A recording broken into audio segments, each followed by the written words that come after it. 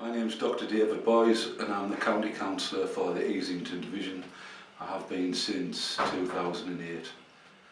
Since the pitch shut in 1993 was a pretty devastating time. It was accompanied by the textile industry movement, so we had this 2 or 3 years where in the district we lost about 9,000 to 10,000 male jobs, as well as 5,000 to 6,000 female jobs, all within a couple of years. So you can imagine the devastating effect it had on Easington Colliery as well as the Eastern District as a whole. Personally, I think we could have done with a lot more government help when the pitch shut in the southwest of the county. We're talking about the end of the Second World War. There was a lot more help in real terms towards job employment creation, etc., than there has been. Unfortunately, we shut it, our pitch shut during the Tory government, and there wasn't much help forthcoming.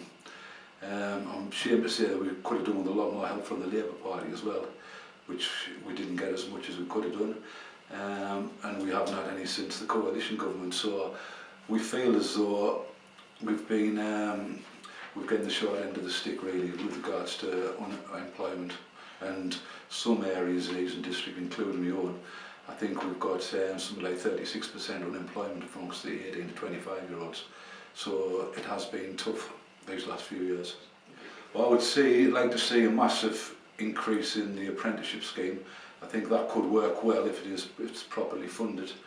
I would like to see a lot more places at the local college, East Durham College, is doing what it can, but it's reliant on government funds as well. So we do need a big injection of resources in the area, I feel. I would say even though unemployment is pretty bad at the moment, I would still say it's worth your while getting qualifications, because the economy will start to get better eventually.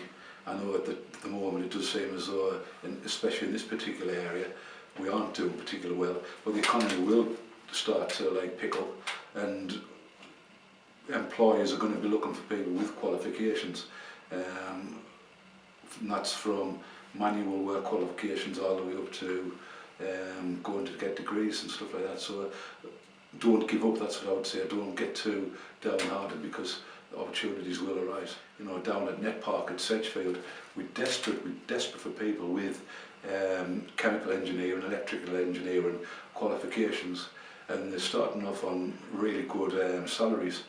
In fact, we've had to go abroad to try and attract people in, and we could really be doing with training our own young people. And as I said, we're disappointed there was only one person turned up. This last year we've put the same course on, and I think there's about 40 people applied. So it does look as though the message is getting across. Part of the problem with East Durham College is that it was pretty much associated with being a sports college, and basketball, rugby and football. We're changing that round now. We've got a new principal on who's trying to change things round, but it's like trying to change a big tanker ship.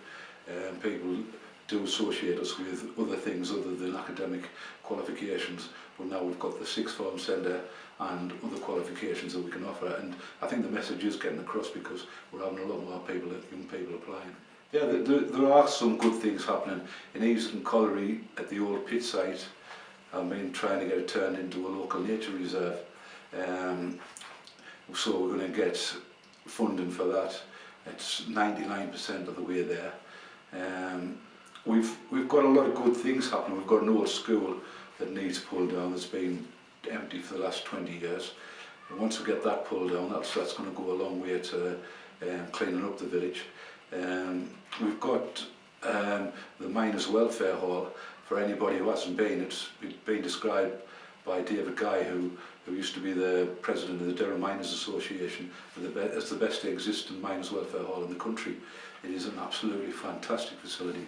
We've got the Healthworks building up at the top end of Easington, which has a lot. I think we've got about 67 volunteers up there. So there's good things happening in Easington Colliery. A lot of things that I'm proud of.